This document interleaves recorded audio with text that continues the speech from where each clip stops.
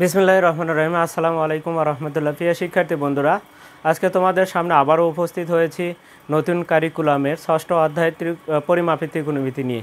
আর আজকে আমাদের পরিমাপের ত্রিকোণমিতি আজকে আমাদের দ্বিতীয় ক্লাস। আজকে আমরা দেখব আজকে আমাদের দ্বিতীয় ক্লাসে কি কি থাকছে।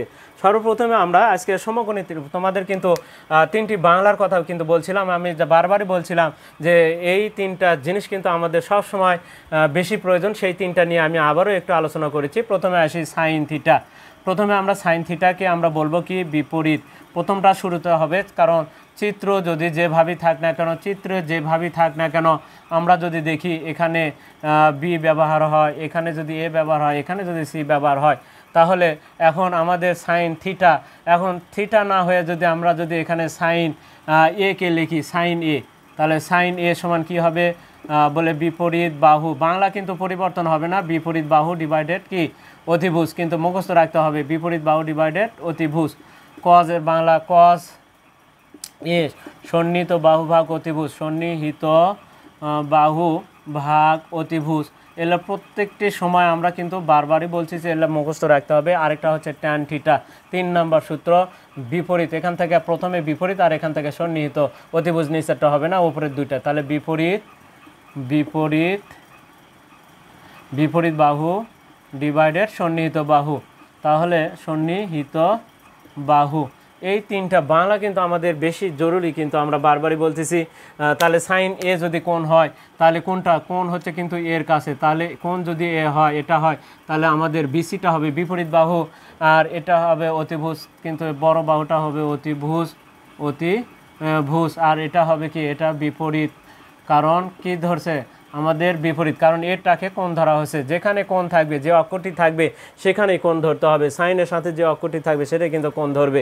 তাহলে বিপরীত অতিভুজ, সন্নিহিত অতিভুজ, বিপরীত সন্নিহিত, এই তিনটা বাংলা কিন্তু আমরা খুবই জরুরি, আমরা এই তিনটা বাংলা মুখস্থ রাখবো। পাশাপাশি আমাদের যে ইয়েটা আছে বাংলার পাশাপাশি আমাদের আজকে আমরা দেখব এই সমকোণী ত্রিভুজের পিথাগোরাসের যে সূত্রটি রয়েছে সেই সূত্র সম্পর্কে আজকে আমরা একটু ধারণা নিব। দেখো আমরা কিভাবে পিথাগোরাস এই সমকোণী ত্রিভুজের ক্ষেত্রে পিথাগোরাসের সূত্রটা খুবই গুরুত্বপূর্ণ। দেখো সমকোণী ত্রিভুজ নেই কিন্তু পিথাগোরাস কাজটা করছে। দেখো আমাদের সমকোণী ত্রিভুজ, আমরা এখানে একটা ত্রিভুজ দেখালাম, এটাকে সমকোণী। আমরা কাকে সমকোণী ত্রিভুজ বলবো?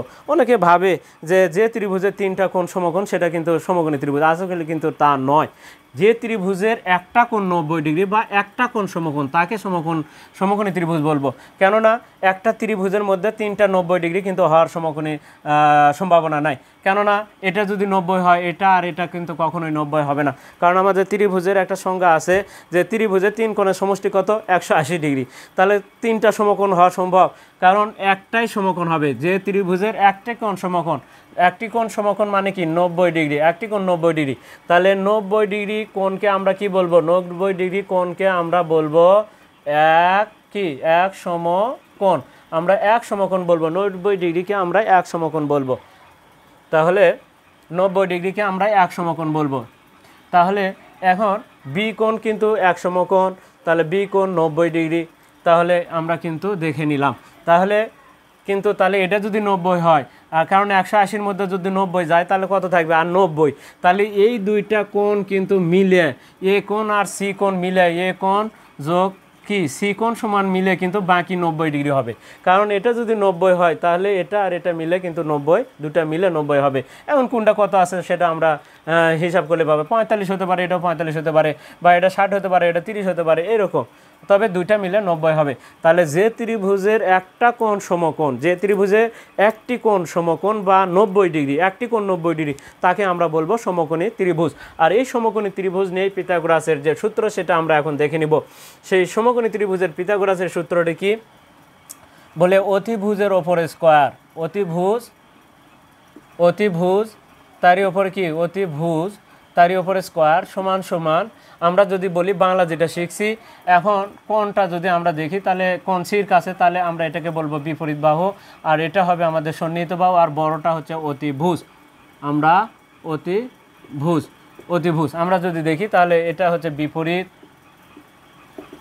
বিপরীত, এটা সন্নিহিত, সন্নিহিত। আমরা যদি দেখি তাহলে বিপরীত বিপরীত সন্নিহিত অতিভুজ। এখন অতিভুজের ওপর স্কোয়ার, তাহলে কি বাকি বিপরীতের ওপর স্কোয়ার, বিপরীত বিপরীত বাহু তারই ওপর স্কোয়ার, স্কোয়ার যোগ সন্নিহিত বাহু স্কোয়ার, সন্নিহিত সন্নিহিত বাহু তারই উপরে কি স্কোয়ার, বিপরীত বাহু স্কোয়ার যোগ সন্নিহিত বাহু স্কোয়ার। এটা হচ্ছে আমাদের পিথাগোরাসের সূত্র। এখন কেন দেখো মাঝখানে সমান অর্থ কি বোঝাচ্ছে, এই অতিভুজের ওপর স্কোয়ার করলে যা হবে বাকি যে দুই বাহুটা আছে তার উপর স্কোয়ার করলে তার সমান হবে। আমরা দেখছি পিথাগোরাসের সূত্র আছে, অতিভুজের ওপর অঙ্কিত বর্গক্ষেত্রের ক্ষেত্রফল অপর দুই বাহুর ওপর অঙ্কিত ক্ষেত্রের ক্ষেত্রফল সমষ্টির সমান। অর্থাৎ কি বোঝানো হচ্ছে, দেখো আমরা যদি একটা সমকোণী ত্রিভুজ, আমি এখানে একটা সমকোণী ত্রিভুজ দাগাচ্ছি, ওখানে নয়, আমি একটা আলাদা করে আরেকটা সমকোণী ত্রিভুজ দাগাচ্ছি একটু ছোট করে। দেখো এখান থেকে এই বাহুর ওপর যদি একটি বর্গ অঙ্কন করা হয়, এই বড় বাহুর ওপরে যদি একটা বর্গ অঙ্কন করা হয়, বর্গ মানে কি যে চতুর্ভুজের চারটা বাহু সমান, এই বাহুর মাপ দিই, এই বাহুটা যত বড় এই বাহুর মাপ দিয়ে আমি একটা বর্গ অঙ্কন করলাম, হাত দিয়ে দাগানো তো বর্গ আমরা ধরে নিলাম যে এটা একটা, এই বাহুটা যত বড় এই বাহুটা তত বড়, এটাও তত বড়, এটাও তত বড়, তাহলে এটার ওপরে একটা বর্গ হলো। এখন এই বাহুর ওপরে একটা যদি বর্গ অঙ্কন করা হয় তাহলে কেমন হবে, এই বাহুর ওপর ধরে নাও এটা একটা বর্গ, এটা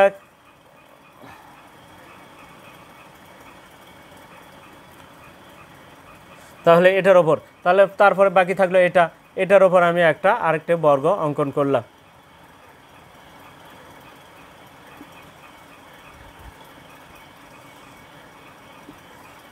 এটার ওপরে, তাহলে এখন এখানে কি বলা হচ্ছে যে অতিভুজের ওপর অঙ্কিত বর্গক্ষেত্রের ক্ষেত্রফলের সমষ্টি অপর দুই বাহুর ওপর বর্গক্ষেত্রের ক্ষেত্রফল দ্বয়ের সমষ্টির সমান। অর্থাৎ এর যে ক্ষেত্রফল হবে, এটা যদি ধরো এ বাহুর দৈর্ঘ্য এ হয় তাহলে এটা হবে এ স্কোয়ার, আর এটা যদি বাহুর দৈর্ঘ্য প্রত্যেকটা বাহুর দৈর্ঘ্য যদি বি হয় তাহলে ক্ষেত্রফল কি হবে বলে বি স্কোয়ার। এটা যদি প্রত্যেকটি বাহুর দৈর্ঘ্য সি হয় তাহলে এর ক্ষেত্রফল হবে সি স্কোয়ার, প্রত্যেকটি বাহুর দৈর্ঘ্য সি যদি হয় প্রত্যেকটি বাহুর দৈর্ঘ্য এ হলে এ স্কোয়ার হবে। তার মানে এই এ স্কোয়ার সমান কী হবে, B square plus C square হবে। অর্থাৎ এ স্কোয়ার সমান সমান কী হবে, B square plus C square. অর্থাৎ এখান থেকে আরেকটা জিনিস আমরা বলতে পারি যে এই বর্গক্ষেত্রের মধ্যে তুমি যদি এরকম বাহুর মাপ দিয়ে যদি একটা কি বাক্স তৈরি করো এবং সেটা কি টিন জাতীয় কোনো পাত্র দ্বারা তুমি যদি এরকম একটা বাক্স তৈরি করো, এই বাক্সের ভেতরে যদি তুমি পানি ঢালো এবং পানিটা যদি এই বাক্সটাকে তুমি যদি ফিল আপ করো তাহলে এই বাক্সের পানি দিয়ে তোমার এই বাক্সটিও ফিল আপ হবে, এই বাক্সটিও ফিল আপ হবে, এক পরিমাণ পানিও বেশিও হবে না কমও হবে না এবং সম্পূর্ণভাবে ভরে যাবে। অথবা এই দুইটার বাক্সের পানি দিয়ে তোমার এই বাক্সটি সম্পূর্ণরূপে ভরে যাবে। এটাই হচ্ছে পিথাগোরাসের সূত্র। আমরা যদি দেখি তাহলে কি এই এ স্কোয়ার সমান সমান, অর্থাৎ এই একাই যা এই দুইটার উপর স্কোয়ার করলে কার সমান হবে, এর সমান হবে। তাহলে এখন আমরা আরেকটু যদি দেখি, আমরা আসলে বাস্তবতায় একটা সংখ্যার মাধ্যমে যদি দেখি আসলে সমান হয় কি না। এখন আমরা একটু দেখব,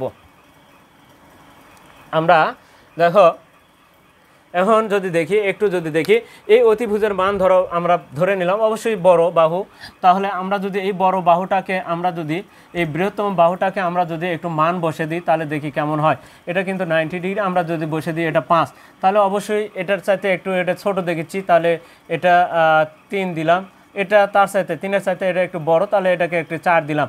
অবশ্যই এই বাহুটা কি হবে, বড় হবে, যেহেতু অতিভুজ তার মানে 3টা বাহুর মধ্যে সবচাইতে বড় বাহু এটা। এখন যদি মান বসে দিই তাহলে দেখি তো আসলে কি হয়।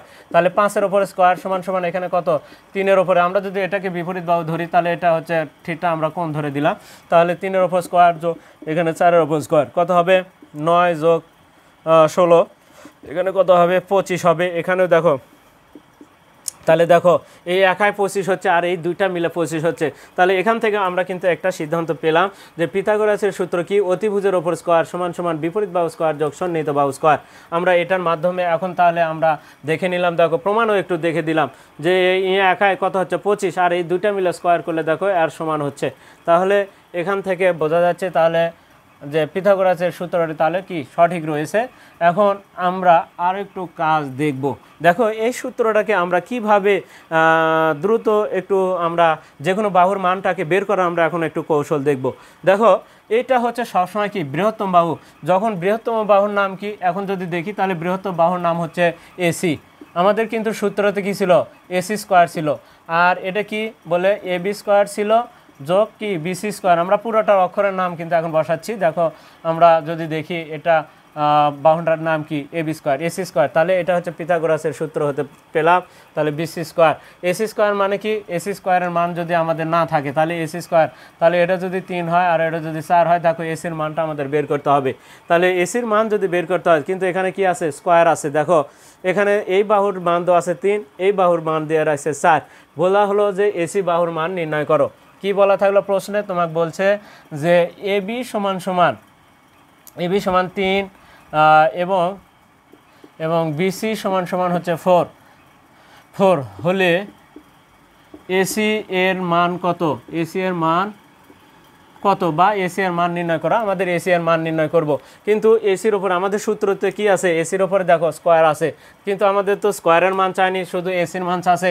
তাহলে এসির উপর থেকে স্কোয়ারটাকে তুলে দিতে হবে। কিভাবে স্কোয়ারটা ওঠে, আসলে উভয় পক্ষে আমরা যদি বর্গমূল করি তাহলে কিন্তু আমাদের এই স্কোয়ারটা উঠে যায়।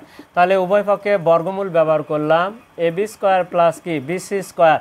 আমরা যদি দেখি তাহলে দেখো কিভাবে হচ্ছে, তাহলে স্কোয়ার আর রুট এখানে কেটে যাবে। তাহলে এখন এসি থাকে, তাহলে এসি অর্থাৎ আমরা দেখতে পাচ্ছি সরাসরি এসি সমান কি হচ্ছে, রুট ওভার, ডান পাশে রুট ওভার। তাহলে কোনো বাহুর মান বের করতে বলে অপোজিট পাশে কি হবে, রুট ওভার ব্যবহার হবে।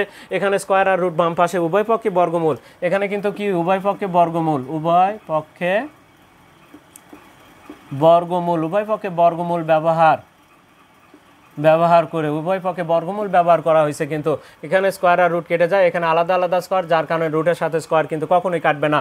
যদি একটা অংশ থাকতো তাহলে কিন্তু কেটে যেত, কিন্তু বা সম্পূর্ণ অংশের উপর যদি স্কোয়ার থাকতো তাহলে রুটের সাথে কেটে যেত, কিন্তু এখানে কাটার কোনো সম্ভাবনা নাই, কেননা আলাদা আলাদা স্কোয়ার থাকলে কখনোই কাটবে না। এখন তাহলে দেখি একটু এবির মান কত, আমার ওপরে কিন্তু এবির মান আছে 3, তারই ওপরে স্কোয়ার, যোগ বিসির মান কত 4, তারই ওপরে স্কোয়ার।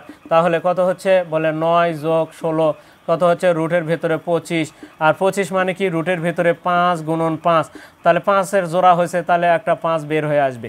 তাহলে কোনো রুটের ভেতরে যদি এখান থেকে আমরা কিন্তু এখন দেখতে পারি যে রুটের ভেতরে যদি কোনো জোড়া মিলাতে পারে তাহলে সে রুটের বাইরে আসতে পারবে একটা হয়ে। তাহলে দেখা যাচ্ছে এখন যদি বলি যে তাহলে রুট আবার 12 যদি হতো তাহলে কি হতো, রুট 12কে যদি আমরা ভাঙ্গাই একটু দেখি, 12 2 দিয়ে দিলে কত হয় 6, 2 দিয়ে দিলে কত হয় 3। এখানে দেখতে পাচ্ছি দেখো 12 সমান রুট আবার কি 2 গুণন 2 গুণন 3, তাহলে কার জোড়া আছে বলে 2 এর জোড়া আছে, তাহলে একটা 2 বের হবে, আর 3 এর জোড়া না থাকার কারণে 3টা রুটের ভেতরেই থাকবে। তাহলে রুট 12কে আমরা যদি লিখি তাহলে 2 রুট 3 লিখতে পারবো। এরকমভাবে রুট 18কে যদি লিখি তাহলে কি লিখতে পারবো, রুট আবার যদি 18 থাকে তার জন্য আমরা কি লিখতে পারবো, 18কে যদি ভাঙ্গাও তাহলে 2 গুণন 2 2 দিয়ে দিলে 9, তাহলে 3 3কে 9, তাহলে 2 গুণন 3 গুণন 3। এখানে দেখা যাচ্ছে অর্থাৎ 18কে তুমি ভাঙে দেখো, 2 দিয়ে দিলে 9, আবারও 3 দিয়ে দিলে 3, তাহলে 2 গুণন 3 গুণন 3। এখানে কার জোড়া, 3-এর জোড়া, বলে 3, তাহলে বের হবে একটা 3 হয়ে, দুটা 3-এর কারণে একটা 3 বের হবে, আর 2টা রুটের ভেতরেই থাকবে। তাহলে এখান থেকে আমরা দেখতে পাচ্ছি 25 মানে 5 গুণন 5, তাহলে রুটের ভেতরে 5-এর জোড়া হয়েছে, তাহলে সেই ক্ষেত্রে 5টা বের হয়ে আসতে পারবে। তাহলে এভাবে আমরা কিন্তু দেখব, যদি কারো জোড়া না হয় তাহলে সে রুটের ভেতরেই থাকবে। যেমন রুট 7 কখনোই রুটের বাইরে আসতে পারবে না, রুট 8 কখনোই রুটের বাইরে আসতে পারবে না, কারণ 8ও ভাঙালে দেখো আমরা যদি ভাঙাই তাহলে 2 গুণন 2 গুণন 2, তবে একটা 2 বের হবে, একটা জোড়া বের হবে, আরেকটা 2 থেকে যাবে, 2 রুট 2 লেখা যাবে 8-এর জন্য। তাহলে বাকি মৌলিক সংখ্যা যদি হয় তাহলে রুট দিয়ে লিখতে হবে। এখন আসি এসি সমান আমরা কি পেলাম, তাহলে 5 পেলাম। আমরা কিন্তু একটু আগেও দেখছিলাম এখানে কিন্তু 5ই ছিল। এখন আসি এই বৃহত্তম বাহুর মান না চায় যদি এবার আসি, তাহলে আমরা এই যে এই এতগুলো জিনিস না লিখে আমরা এইটা লিখতে পারবো একবারে। তাহলে দুটা বাহুর মান যদি দেওয়া থাকে, কোনো সময় যদি এসি বাহুর মান দেওয়া থাকে, তাহলে আমরা কি লিখবো, সরাসরি এটা লিখবো, আর এই উপরের 2টি লাইন লেখার প্রয়োজন আমার নাই। তাহলে এই 2টি লাইন না লিখে আমি কিন্তু এখান থেকে সরাসরি কাজগুলো করতে পারবো, কারণ এসির মান আছে। তাহলে এসির ওপর কী ছিল, স্কোয়ার ছিল, এই স্কোয়ার উভয় সাইডে বর্গমূল করলে স্কোয়ার আর রুট কেটে যাবে, আর এই মোড়ে রুট আবারটা থেকে যাবে। তাহলে এখান থেকে আমরা সিদ্ধান্ত পেলাম, তাহলে যদি এই বৃহত্তম বাহুর মান বের করতে বলে সরাসরি লিখবো এবং ডান পাশে রুট আবার দিব, এই বাহুর ওপর স্কোয়ার দেবো, যোগ এই বাহুর ওপর স্কোয়ার দেবো, তাহলে আমরা কিন্তু মানগুলো পেয়ে যাব। এখন দেখো আমি আরেকটা মান যদি দিই, দেখো এবার তোমাকে যদি আবারও এসির মান বের করতে বলে তাহলে কিভাবে এসির মানটা বের করব। তাহলে এবার আমরা দেখতে পাচ্ছি এখানে দিলাম হচ্ছে 12 দিলাম, এটা দিলাম 5 দিলাম, এখন এসির মান চাইলো। এখন এখানে দেওয়া থাকলো, এবং এবার যদি উল্লেখ থাকে, ধরো এবার উল্লেখ আছে, কি উল্লেখ আছে যে একটু চেঞ্জ করে দিচ্ছি, দেখো এখানে প্রশ্নে লিখে দিচ্ছি যে কোণ এ সমকোণ, সমকোণ এ কোণ সমকোণ এ বি 12 এবং এসি সমান সমান 5 সেমি দিয়ে যদি দেওয়া থাকে তাহলে সেমি লিখবো, আর যদি কিছু না দেওয়া থাকে তাহলে সমস্যা নেই, সেমি লিখলাম। আমি এটা সেমি লিখলাম। এ কোণ সমকোণ এ বি সমান 12 সেমি এবং এসি সমান 5 সেমি। এখন তাহলে এখন বলা হচ্ছে দেখো এখন আমরা কি করব, তাহলে চিত্রতে কাকে কোনটি বসাবো, এখন আগে 12 এগুলো বসাচ্ছি না, আগে আমার কি কথা বলছে এখানে কিন্তু লেখা থাকতে পারে এ কোণ সমকোণ, এই চিত্রের মধ্যে কোনটা সমকোণ, আমরা কিন্তু বলি এটা কিন্তু সমকোণ, তাহলে এ কোণ যদি সমকোণ হয় তাহলে এটাকে কিন্তু এখানেই লিখতে হবে, অথবা যদি এখানে লিখে দেওয়া থাকতো যে এ কোণ এ সমকোণ, বা লেখা থাকতে পারে এ কোণ সমান 90 ডিগ্রি, এ কোণ 90 ডিগ্রি সমান 90 ডিগ্রি, তাহলে এটাও কিন্তু একই কথা, তাহলে একে এখানেই লিখতে হবে, এখানে কিন্তু আর একে লেখা যাবে না। তাহলে আমাদের কথা হলো যে যদি সমকোণ থাকে তাহলে একে ওই সমকোণের ঘরে লিখতে হবে, আবার যদি বি কোণ সমকোণ লেখা থাকতো তাহলে বিকে 9-এর ঘরে লিখতে হবে, সি কোণ যদি সমকোণ থাকে তাহলে সিকে এখানে 90-এর ঘরে লিখতে হবে, সমকোণের ঘরে। এখন আসি এই অনুযায়ী এখন আমরা বাহুগুলোকে বসাবো, তাহলে এ লেখার পরে এখন এখানে বি লিখতে পারো, বা এখানে বি লিখতে পারো, এখানে সি লিখতে পারো, এই দুটো অক্ষরের কোনো সমস্যা নেই, যে কোনো জায়গায় কিন্তু আমরা এই দুইটি অক্ষর লিখতে পারি, যে কোনো জায়গায় এখানে বি লিখতে পারো, এখানে সি লিখতে পারো, কিন্তু 90-এর ঘরে এ কে লেখার পরে, সমকোণের ঘরে এ কে লেখার পরে বাকি অক্ষর তুমি যেখানে ইচ্ছা লিখতে পারো। এখন আসি এ বির ঘরে কত, বলে এখানে যদি তুমি বি না লিখে এখানে যদি সি লেখো, এখানে যদি বি লেখো, সমস্যা নেই। এখন কথা হলো এ বি সমান কত, এ বি সমান 12, বিসি সমান কত, এসি সমান কত 5, আমার কার মান বের করতে হবে, এবার দেখো বিসি, বিসিটা কি বাহু, বিসিটা আমাদের কিন্তু সবচাইতে বড় বাহু অতিভুজ, তাহলে অতিভুজের মান বের করতে হবে, তাহলে অতিভুজের নাম কি বিসি, তাহলে বিসি সমান সমান কি আমরা এখন বলছিলাম যে বিসি স্কোয়ার সমান ছিল, কিন্তু কি ছিল, বিসি স্কোয়ার সমান কি হবে বলো তো, এসি স্কোয়ার যোগ এবি স্কোয়ার, নাকি লিখলি হলো এই দুটার সাথে যোগ হবে। তাহলে আমরা কি বলছিলাম, এই স্কোয়ারটাকে তুলে দিব এবং ডান পাশে একবারই লিখবো √ওভার দিয়ে, তাহলে বিসির মান বের করতে বলছে, প্রশ্নে বলা হবে যে এত হলে বিসি এর মান নির্ণয় করো, তাহলে বিসি এর মান আমরা বের করব। দেখো বিসি সমান সমান কি, এখন মান বসে দাও, দেখো কত হয়, এসির মান কত, বলে 5-এর ওপর স্কোয়ার যোগ কত 12-এর ওপরে স্কোয়ার, তাহলে 5-এর ওপর স্কোয়ার করলে কত হয় 25, যোগ 12-এর ওপর স্কোয়ার করলে হয় 144, এই দুটা যোগ করলে হবে 169, আর 169 তুমি যদি ভাঙাও তাহলে দেখবা যে 13 গুণন 13 হচ্ছে, তাহলে রুটের ভেতরে 13 গুণন 13 মানে 13টা বের হয়ে আসবে, তাহলে বিসির মানটা আমরা পেয়ে গেলাম 13, 5, 12, 13, অতিভুজের মান দেখো বড়, এটা 5, 12, এটা 13 আমরা পেয়ে গেলাম। এখন আসি আমরা অতিভুজের মান বের করা কিন্তু দেখলাম, এখন আসি সূত্রটা কেমন ছিল একটু আবার যদি দেখি তাহলে এরকম ছিল। আমি এবার যেটা লিখেছি দেখো চিত্রটাকে একটু চেঞ্জ করে দিচ্ছি, আমি এবার চিত্রটাকে আবারও লিখেছি, চিত্রটা তৈরি করেছি ভালোভাবে একটু নতুন করে। দেখো এখানে এই চিত্রটাতে সবসময় চিত্রটা কেমন হবে, দুইটা স্ট্রেট রেখা, এখান থেকে এটা যাবে সোজা, এটাও যাবে স্ট্রেট রেখা, তারপরে তুমি অতিভুজটা টানবা।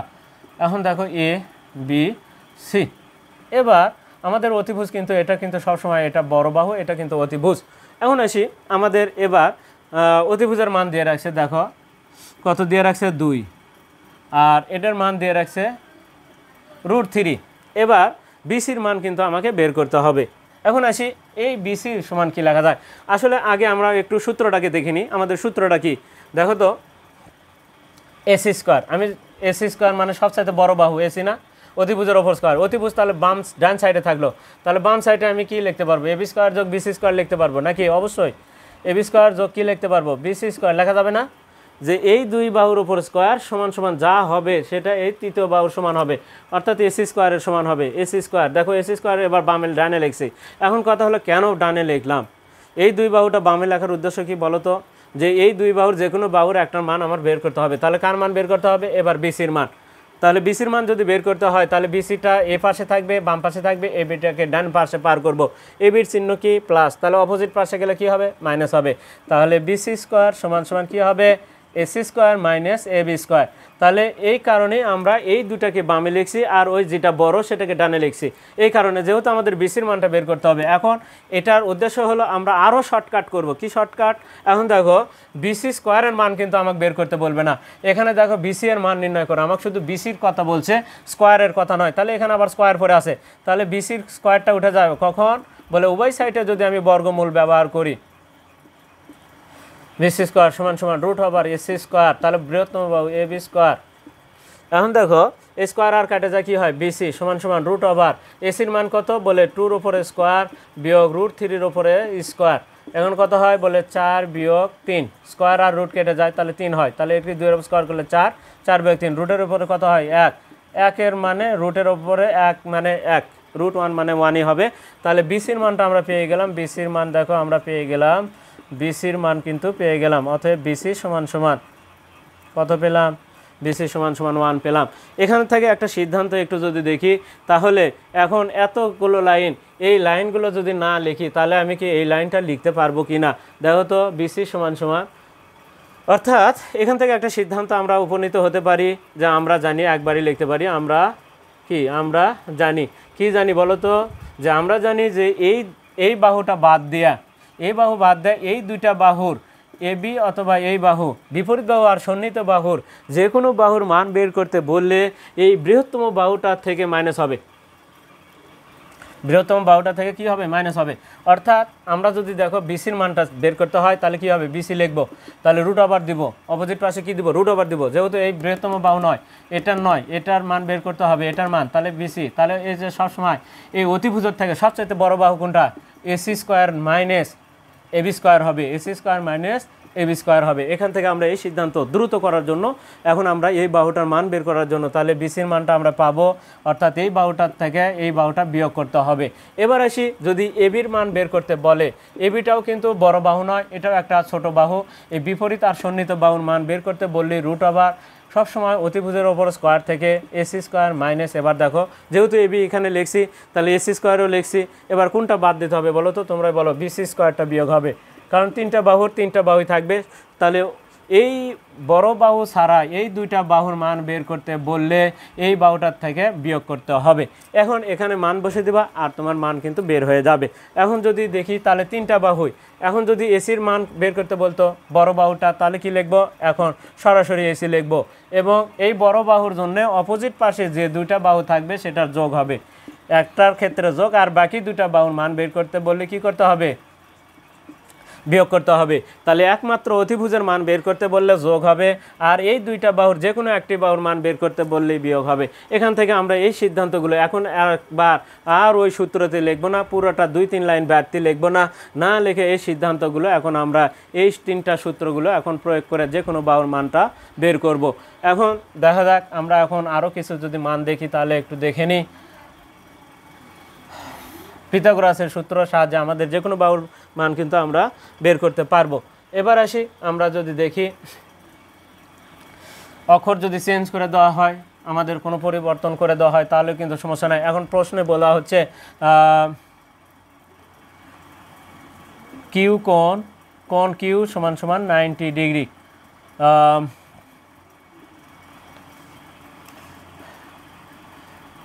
ডিগ্রি, পি কিউ সমান সমান √7, পি কিউ সমান সমান √7,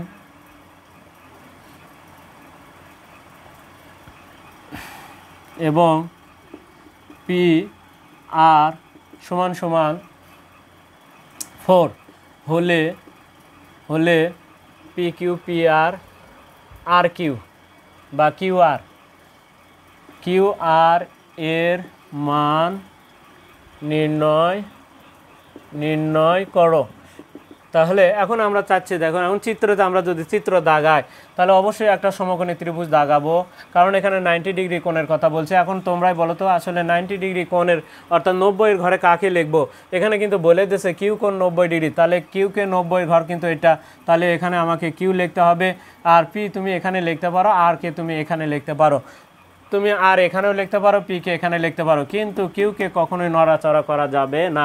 90-এর ঘরই লেখার পরে বাকি অক্ষর দুটাকে তুমি যেখানে ইচ্ছা সেখানে লেখো।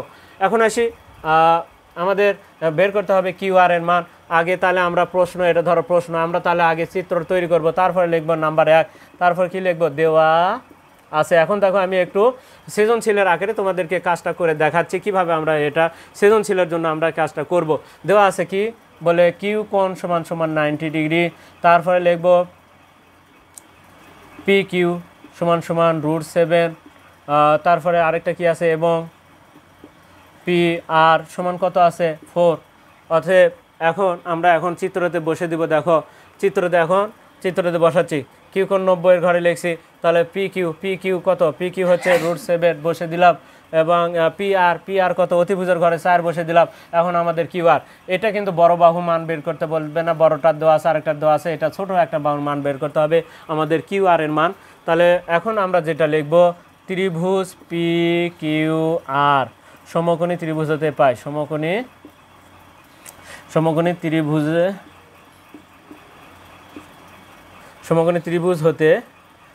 ত্রিভুজ হতে পিথাগোরাসের উপপাদ্য হতে পাই। লিখতে পারো পিথাগোরাসের উপপাদ্য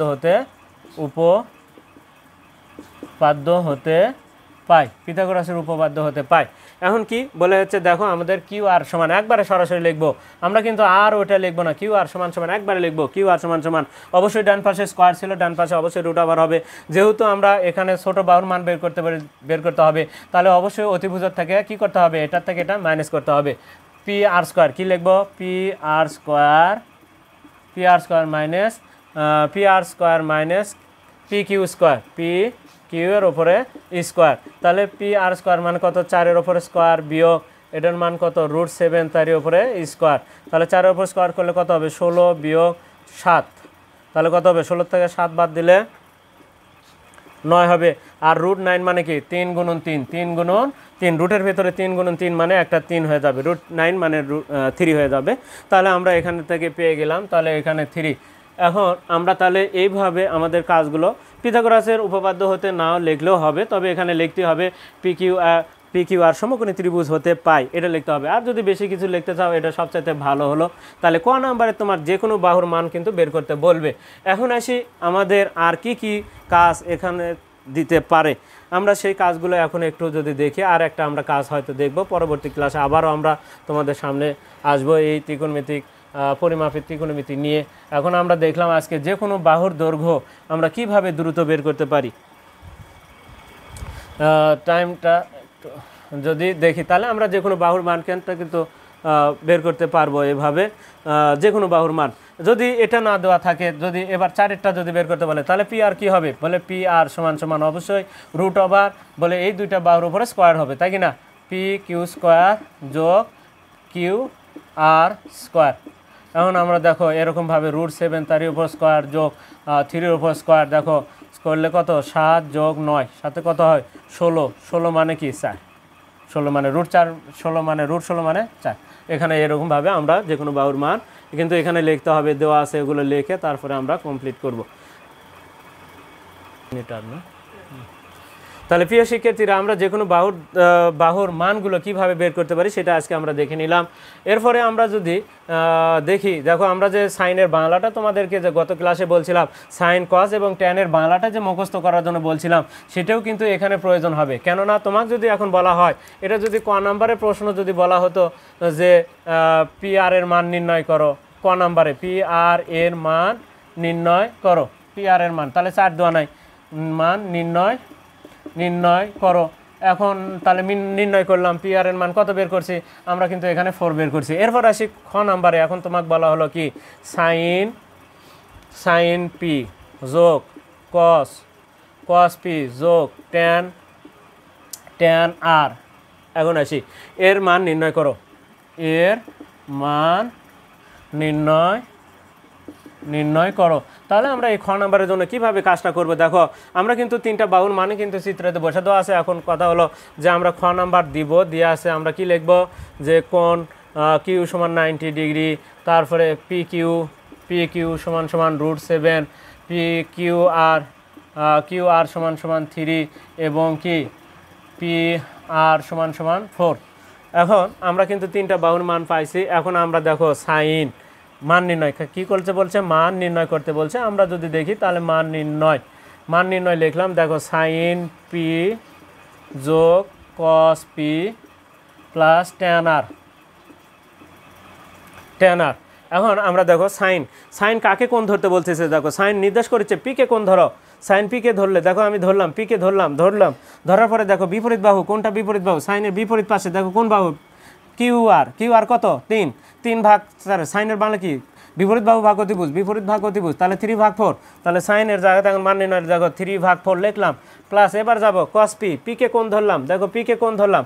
কসের বাংলা কি বলেছে, কসের বাংলা সন্নিহিত অতিভুজ √7 ভাগ 4, সন্নিহিত অতিভুজ তাহলে √7 ভাগ 4, √7 ভাগ 4 প্লাস এবার ট্যান আর।